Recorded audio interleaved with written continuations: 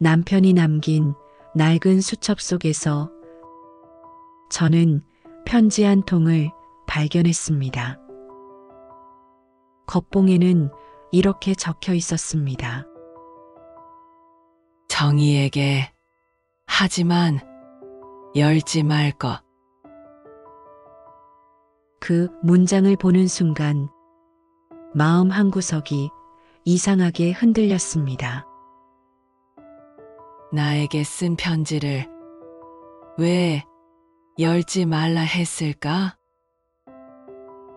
이 이야기는 시니어 감동 시리즈 3부작 중 2편 편지의 주인공 곧 3편 마지막 제자로 이어집니다.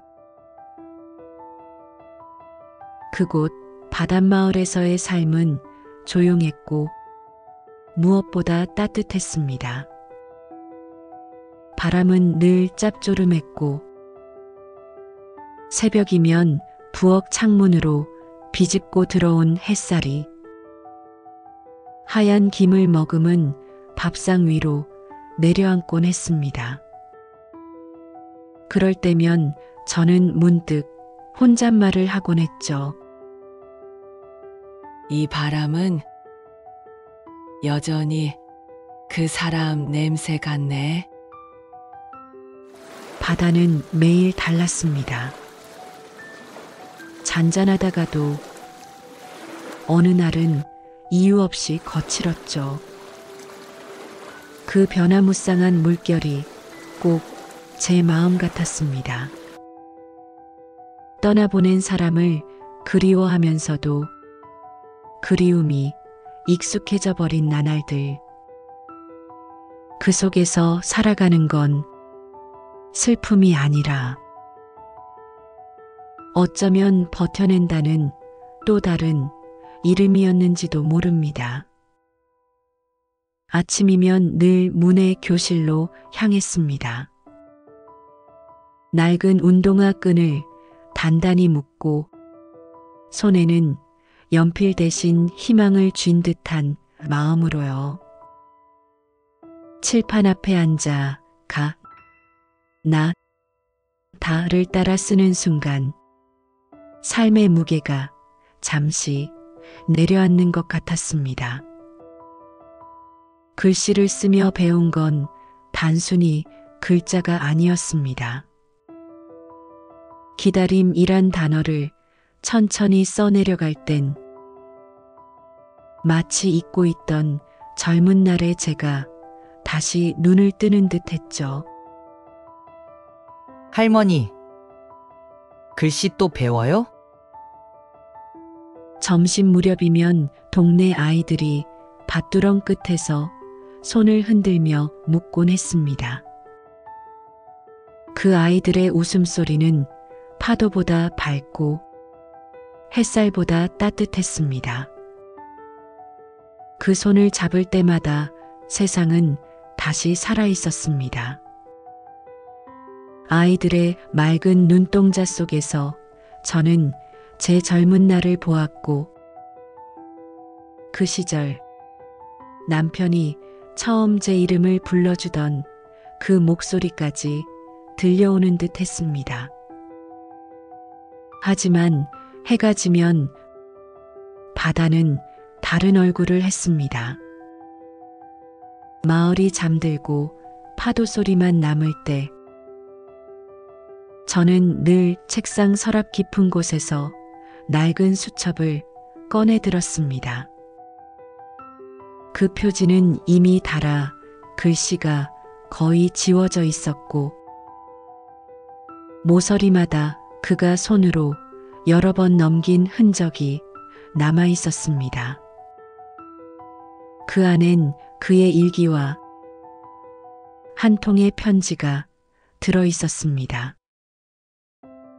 정이야, 나 없이도 살아야 해. 그 문장을 볼 때마다 마음 한구석이 서늘해졌습니다. 그 말은 단순히 잘 살아라 인사가 아니라 내가 지켜주지 못해서 미안하다는 고백이었음을 이제야 조금은 알 것 같았습니다. 그가 떠나던 날의 눈빛이 아직도 선명합니다. 한쪽 어깨에 겨울바람이 묻어 있었고 그의 손끝은 떨리고 있었죠. 말없이 제 손을 꼭 잡던 그 순간 그 눈 속에는 무언가 이룰 수 없는 평화가 숨어 있었습니다. 그가 저를 떠난 건 삶을 포기해서가 아니라 아마도 제 앞에서 더는 약한 모습을 보이고 싶지 않아서였겠지요. 이제 그 사람의 부재 속에서 저는 다시 글을 배우고 다시 웃는 법을 배우고 있습니다. 삶이란 결국 남겨진 사람의 몫이니까요. 밤이 깊어지면 바람결에 그의 이름이 흩날립니다. 그럴 때면 저는 조용히 속삭입니다. 당신 말대로 나 살아 있습니다. 하지만 여전히 그리워요. 그리움이 없었다면 이렇게 글을 배울 이유도 없었을 테니까요. 그리고 조용히 수첩을 덮었습니다. 종이 사이로 번진 잉크처럼 그의 마음이 아직 제 안에서 살아있다는 걸 느끼며 그의 손때가 묻은 표지를 쓰다듬으며 마음속으로 여러 번 그 이름을 불렀습니다. 당신, 나 이제 조금은 괜찮아요. 그 말을 속삭이면서도 어딘가 모르게 마음 한구석이 허전했습니다. 아직 끝나지 않은 문장 하나가 제 안 어딘가에서 미세하게 흔들리고 있었죠. 그때였습니다. 수첩 사이에 얇은 봉투 하나가 살짝 튀어나와 있었습니다. 처음 보는 봉투였습니다. 남편의 글씨로 정희에게 라고 적혀 있었죠. 낡은 종이지만 봉투는 마치 오랫동안 기다린 듯 달빛을 받아 은은히 빛나고 있었습니다. 손끝이 그 글씨를 스치는 순간 가슴이 이상하게 뛰기 시작했습니다. 그가 남긴 마지막 흔적이라고 생각하니 차마 쉽게 열 수가 없었습니다. 한참을 그대로 바라보다 결국 저는 그 편지를 열었습니다. 봉투를 손에 쥔 순간부터 손끝이 자꾸 떨렸습니다. 마치 그 안에 살아있는 무언가가 제 숨소리를 따라 움직이는 듯 했죠. 봉투의 종이는 오래되어 가장자리가 누렇게 변해 있었고 그 위엔 제가 한때 세상에서 가장 믿었던 사람의 이름이 적혀 있었습니다. 조심스레 봉투를 뜯는 소리가 고요한 방 안에 길게 울렸습니다. 바람 한 점 없는 밤, 그 얇은 종이의 마찰음이 마치 천둥 소리처럼 크게 들렸습니다. 세상의 모든 소리가 멎은 듯 그 순간엔 제 숨소리조차 낯설게 들렸습니다. 편지지 위엔 낯익은 글씨가 또박또박 적혀 있었습니다. 한 획마다 그 사람의 손끝이 느껴졌습니다. 그 글씨는 여전히 반듯했고 따뜻했지만 그 안엔 제가 알지 못했던 시간이 숨어 있었습니다. 편지는 길지 않았습니다. 짧은 문장 몇 줄뿐이었죠. 그런데 그 짧은 문장 속에 평생 믿어온 제 세상이 담겨 있었습니다. 정이야, 내가 숨겨온 아이가 있다. 그 한 줄을 읽는 순간 세상이 멈췄습니다. 숨이 막혀오고 귀 안에서 피가 도는 소리만 들렸습니다. 눈앞에 글씨가 번지고 달빛이 흔들렸습니다. 머리가 하얘지고 가슴 한가운데로 차가운 바람이 스며들었습니다. 손에 쥔 편지를 놓지 못한 채 그저 멍하니 앉아 있었습니다. 손끝이 하얗게 굳어가고 편지가 부서질 만큼 세게 쥐고 있었죠. 눈물인지 땀인지 모를 뜨거운 것이 손등을 타고 천천히 흘러내렸습니다. 그 한 문장이 평생 쌓아 올린 믿음과 기억을 단숨에 무너뜨렸습니다. 그가 제게 남긴 사랑, 함께 걸었던 세월, 그 모든 것이 한순간에 낯설게 느껴졌습니다. 그날 밤 저는 아무 말도 하지 못했습니다. 울지도 원망하지도 못했습니다. 그저 조용히 편지를 품에 안고 한참을 앉아 있었습니다. 시계 초침이 움직이는 소리만 들릴 뿐 시간은 멈춰 있었습니다. 방 안은 고요했고 창밖의 달빛이 천천히 벽을 타고 흘러내렸습니다. 그 빛 아래서 저는 깨달았습니다. 무너지는 것도 살아있는 일의 한 부분이라는 것을. 사람은 때로 모든 걸 잃은 뒤에야 진짜 자신을 마주하게 된다는 것을. 평생을 함께 살아온 사람에게 그런 비밀이 있었다니. 그날 밤 저는 숨조차 제대로 쉴 수 없었습니다. 심장이 천천히 내려앉는 것 같았습니다. 몸은 분명 살아 있었는데 어딘가 제 안의 한 부분이 조용히 꺼져가는 느낌이었습니다.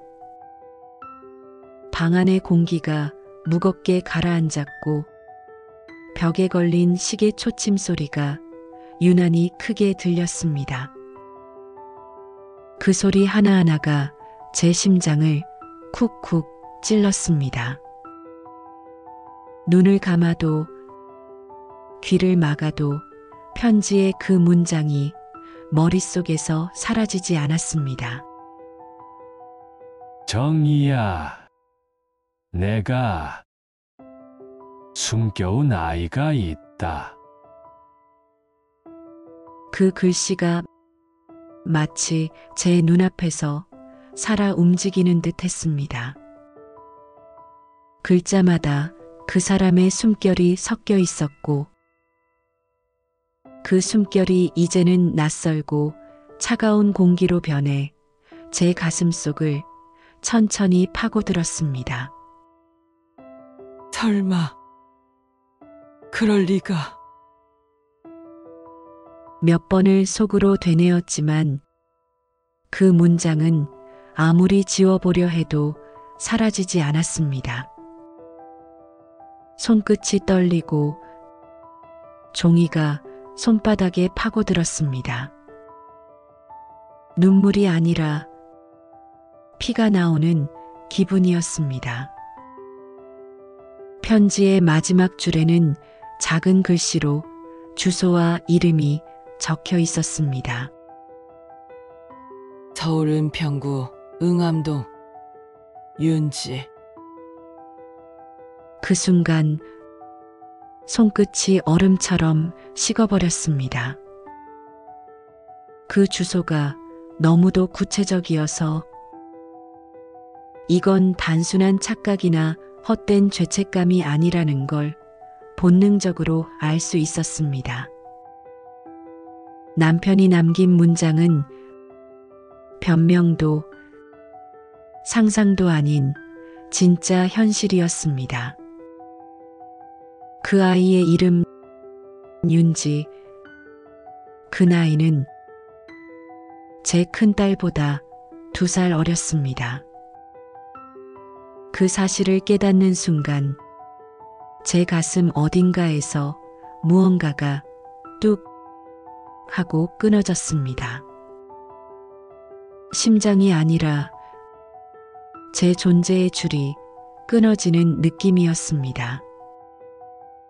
눈앞이 하얘지고 귀 속에서는 제 심장 소리만 둔탁하게 울렸습니다. 세상의 모든 소리가 멀어졌습니다. 바람 소리도, 파도 소리도, 시계 소리도 사라지고 오직 제 안의 침묵만이 남았습니다. 그동안 믿어온 모든 시간, 함께 웃고 함께 울던 그 순간들이 한꺼번에 낯선 얼굴로 변했습니다. 그 웃음이, 그 말들이, 그 눈빛이 모두 다른 의미를 품고 있었던 걸까요? 그럼 그 시간 동안 나는 누구의 아내로, 누구의 인생으로 살아온 걸까? 스스로에게 물었지만 대답은 들리지 않았습니다. 아니, 들릴 용기가 없었습니다.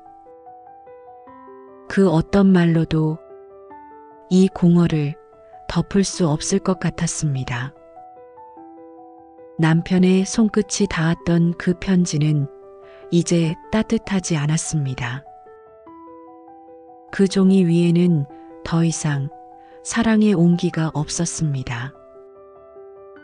그건 이제 차갑고 낯선 진실의 조각이 되어 제 손 안에서 서서히 식어갔습니다.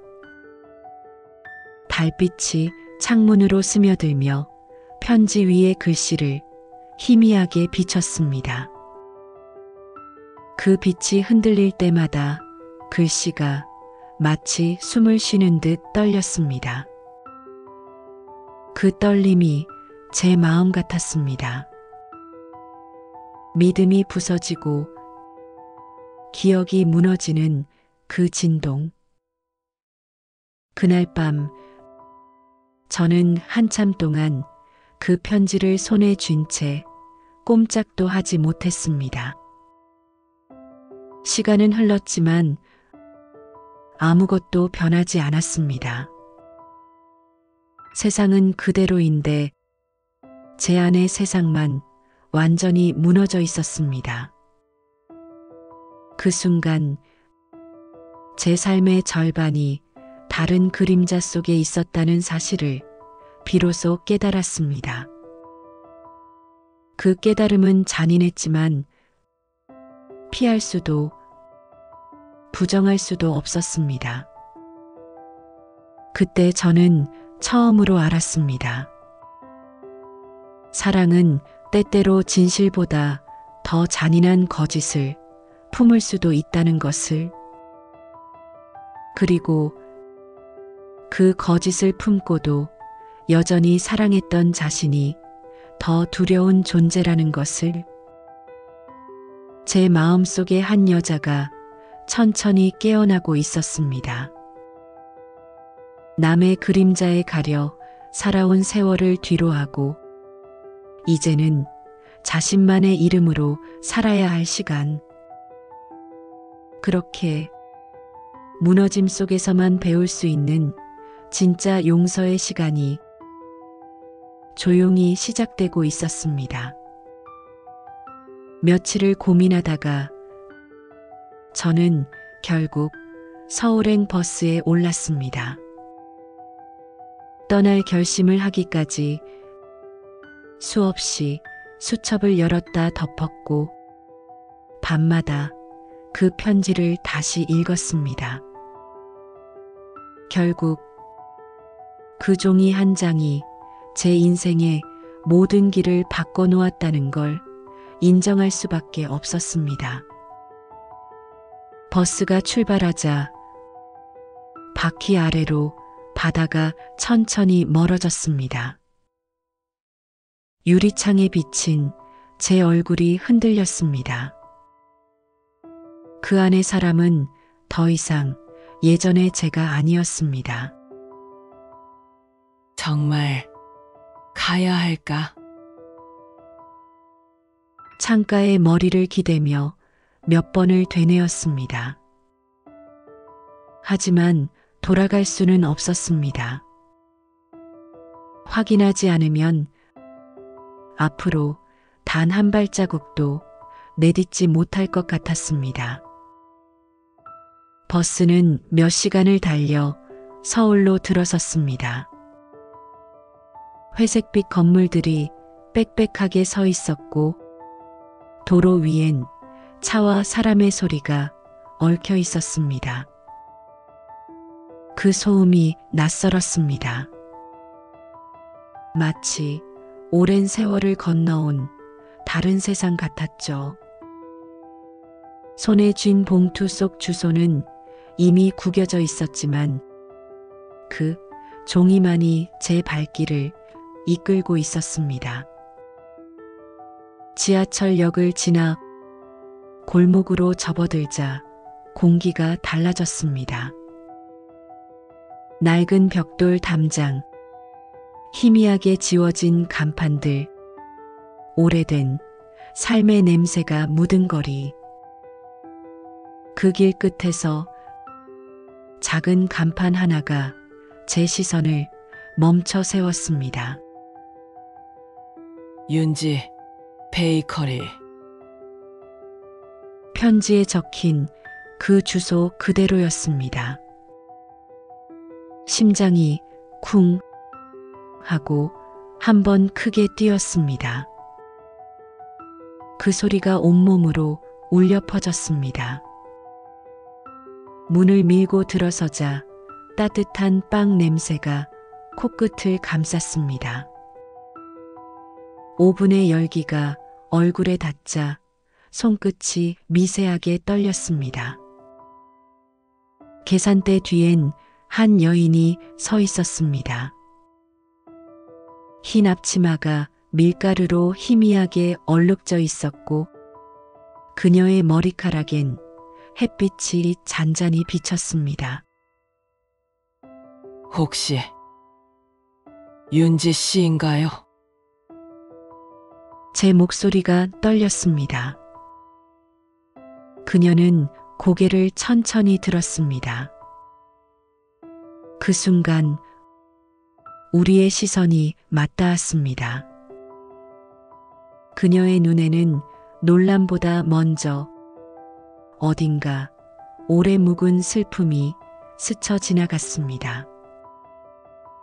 그건 제가 몇십 년 전 남편의 눈에서 보았던 바로 그 빛과 같았습니다.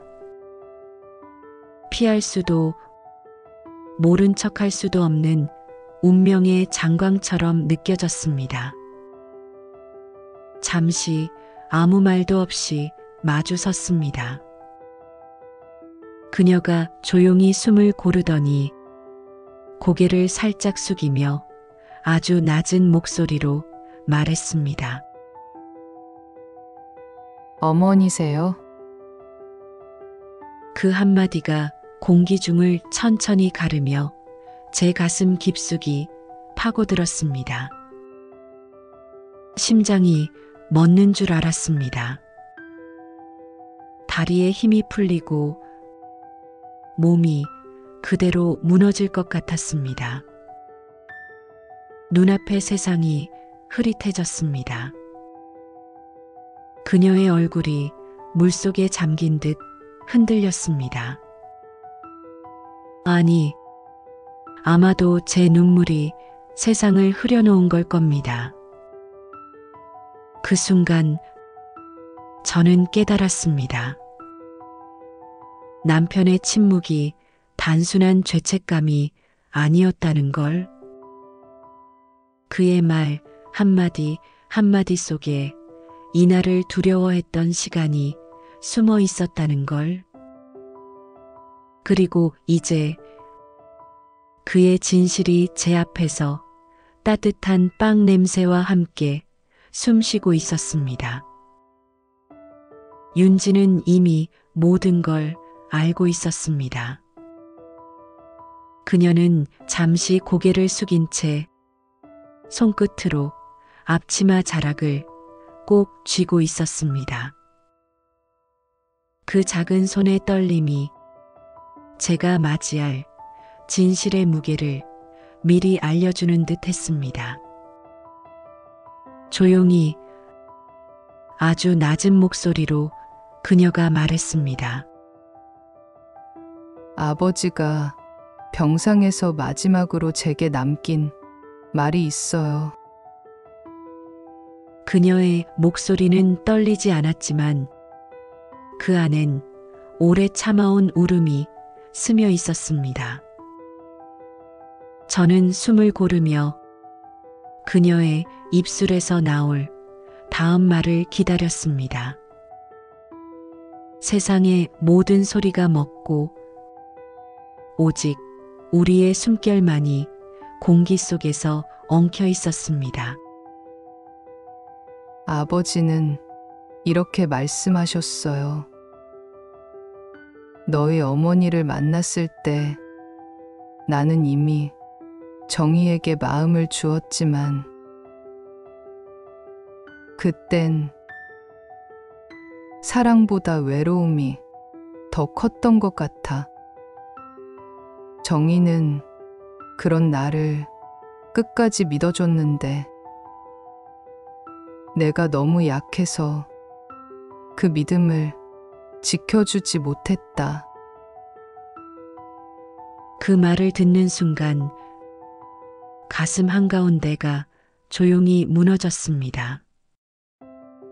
숨이 막히고 눈물이 차오르는 걸 도저히 참을 수 없었습니다.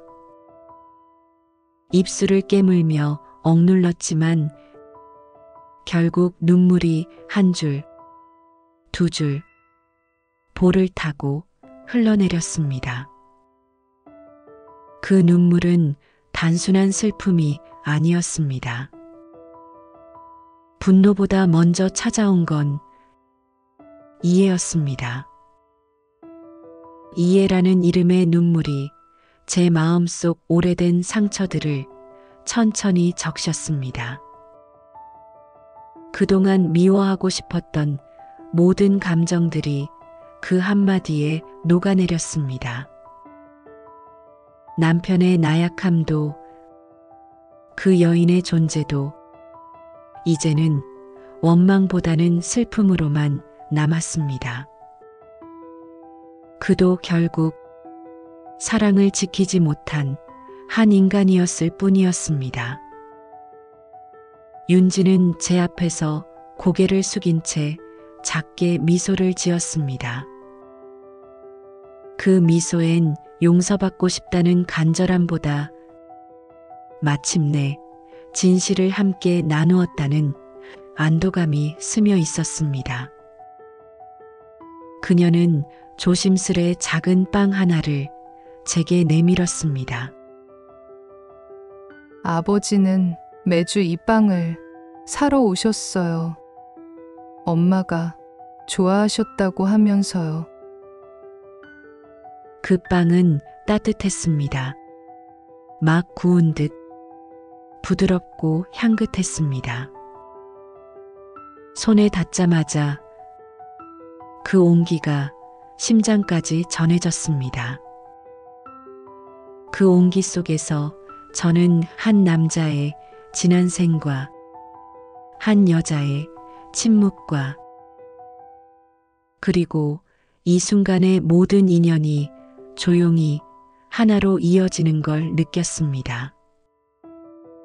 우리는 한동안 아무 말도 하지 않았습니다. 말보다 빵 냄새가, 눈물보다 따뜻한 공기가 그 사이를 채우고 있었습니다. 그날 저는 비로소 알았습니다. 용서란 누군가를 위한 것이 아니라 남은 자가 다시 살아가기 위해 스스로에게 내리는 마지막 선물이라는 것을. 그날 이후 저는 매주 그 빵집을 찾아갔습니다. 문을 열면 언제나 따뜻한 공기가 얼굴을 감쌌습니다.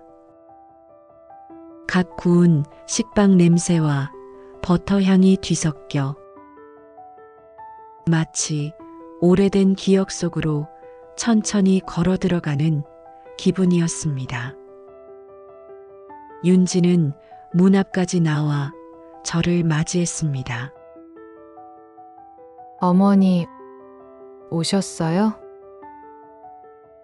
그녀는 늘 그렇게 부르며 환하게 웃었습니다. 그 말 속엔 어색함보다 따뜻함이 더 많았습니다.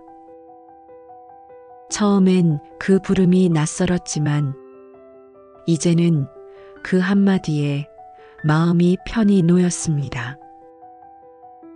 그 호칭이 제게는 용서의 다른 이름처럼 느껴졌습니다. 자리에 앉으면 그녀는 말없이 커피 한 잔을 내려주었습니다. 잔에서 피어오르는 김이 조용히 제 안경을 덮고 그 흐림 속에서 세상이 잠시 부드러워졌습니다.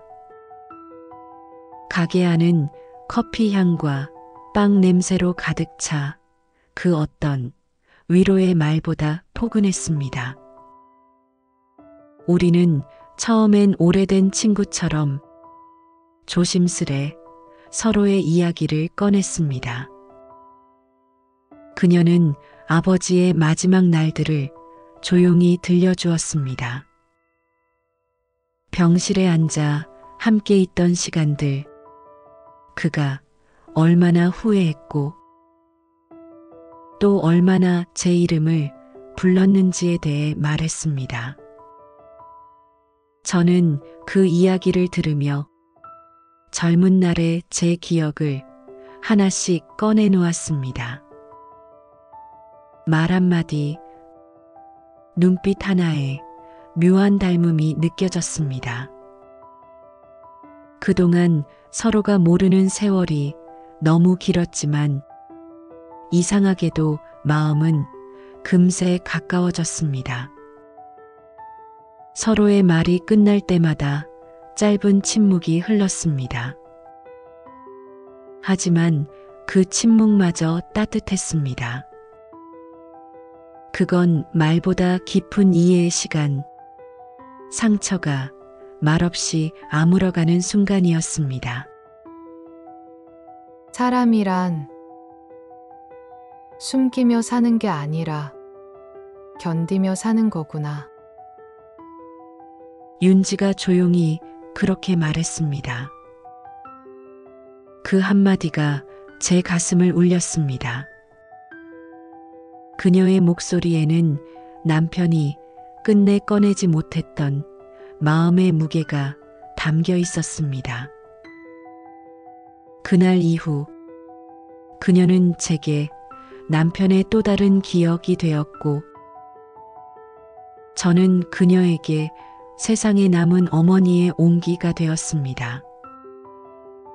우리가 함께한 시간은 이제 슬픔이 아닌 하나의 위로가 되어 우리 마음속에 자리했습니다. 그 빵집의 문을 나서던 날 노을빛이 유리창에 부드럽게 물들었습니다. 그 빛이 마치 오래된 편지의 끝자락처럼 따뜻하게 우리를 감싸주었습니다. 그 순간 저는 알았습니다. 사람의 인생은 결국 누군가에게 남겨지는 따뜻한 향기 하나로 기억된다는 것을. 몇 달 후 아들이 다시 저를 찾아왔습니다. 그날도 바람은 잔잔했고 마을 어귀의 버스 정류장에는 봄 냄새가 희미하게 떠 있었습니다. 멀리서 걸어오는 아들의 모습이 보였습니다. 한때 세상을 향해 등을 돌리던 그 아이가 이제는 어른의 얼굴을 하고 있었습니다. 그의 걸음에는 조심스러운 확신이, 눈빛에는 묵직한 온기가 담겨 있었습니다. 엄마, 이제 괜찮아요? 그 한마디가 얼마나 다정하게 들리던지 순간 목이 메었습니다. 그동안 수없이 듣고 싶었던 말, 이제야 들려오는 위로의 목소리였습니다. 저는 미소를 지으며 대답했습니다. 그래. 이제야 괜찮아졌다. 아들은 말없이 제 손을 잡았습니다. 그 손이 참 따뜻했습니다. 그 손끝의 온기만으로도 긴 세월의 겨울이 서서히 녹아내리는 것 같았습니다. 우리는 말없이 바다 쪽으로 걸어갔습니다. 파도가 부드럽게 모래를 적시고 바람이 살짝 머리카락을 스쳤습니다. 멀리서 갈매기가 울었고 그 소리가 마치 지나간 세월의 메아리처럼 들렸습니다. 한참을 바다를 바라보던 아들이 조용히 입을 열었습니다. 사실 아버지의 편지 저도 봤어요. 그 말에 저는 놀라 그를 바라보았습니다. 하지만 그 얼굴엔 분노도 눈물도 없었습니다. 오히려 깊은 이해와 평온이 있었습니다. 그가 아주 천천히 고개를 숙이며 말을 이었습니다. 근데 이상하게 미움이 안 들더라고요. 그 사람도 인간이었으니까요. 그 말 한마디가 바람처럼 제 마음 깊숙이 스며들었습니다. 말은 없었지만 서로의 마음이 이미 닿아 있었습니다. 저는 그저 조용히 고개를 끄덕였습니다.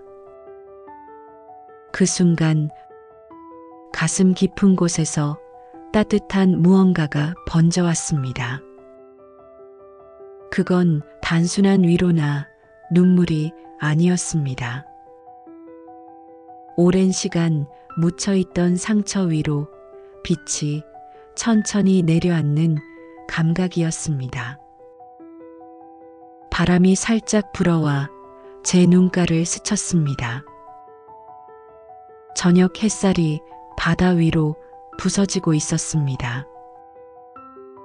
그 빛이 마치 우리 가족의 오래된 상처 위에 조용히 내려앉는 듯 했습니다. 그날 저는 처음으로 알았습니다.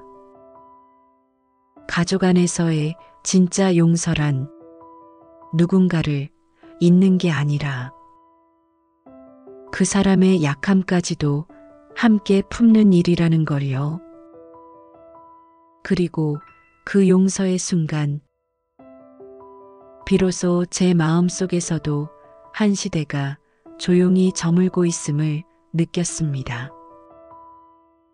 바다는 여전히 출렁였고 그 위로 노을빛이 부서지며 속삭이는 듯 했습니다.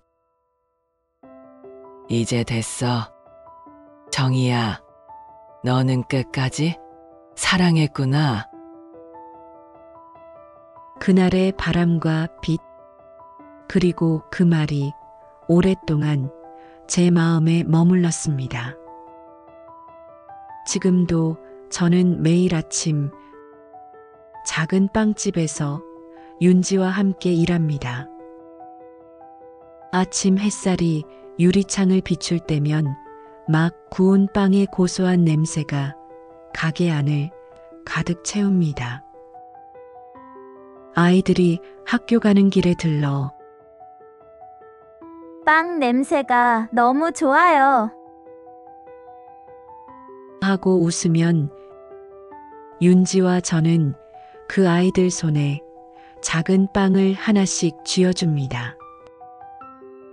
가끔은 손자 또래의 아이가 제 손을 꼭 잡습니다.